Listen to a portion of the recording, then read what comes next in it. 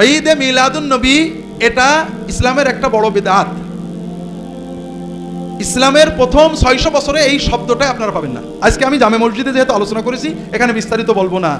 রাসূলুল্লাহ সাল্লাল্লাহু আলাইহি ওয়াসাল্লাম থেকে সাহাবীগণ 600 বছর সিরাতুন নবী, সাহাবী তাবী, চার ইমাম আবু হানিফা, আমাদের আব্দুল কাদের জিলানী, কি বলে ইমাম গাজালি সহ সবাই, তারা কেউ মিলাদুন নবী পালন করেনি, সিরাতুন নবী পালন উদযাপন আলোচনা করেছেন, এবং সেটা সারা বছর সারা বছর।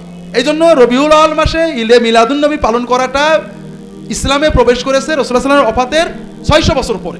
তবে রাসূলুল্লাহ সাল্লাল্লাহু আলাইহি ওয়াসাল্লামের মিলাদ পালনের সুন্নত পদ্ধতি হলো মিলাদ দিন না বার, সোমবার প্রতি সপ্তাহে। বছর ঘুরে আসলে আপনি একদিন নবীর আশিক হবেন, এটার দ্বারা ইসলামের কিছু হয় না। এটা ইহুদি খ্রিস্টানদের সিস্টেম, আমরা নিছি। আপনি প্রতি সপ্তাহে সুযোগ পেলে সোমবারের দিন রোজা রাখবেন। এটা হলো রাসূলুল্লাহ সাল্লাল্লাহু আলাইহি ওয়াসাল্লামের মিলাদ জন্মে আমাদের শুকরিয়া আনন্দ প্রকাশের সুন্নত পদ্ধতি। রাসূলুল্লাহ সাল্লাম সোমবারে রোজা রাখতেন। সাহাবায়ে কেরাম প্রশ্ন করেন, ইয়া রাসূলুল্লাহ, আপনি সোমবারে কেন রোজা রাখেন? তিনি বলেন, আমি এই দিনে জন্মেছি এবং এই দিনে আমি নবুয়ত পেয়েছি।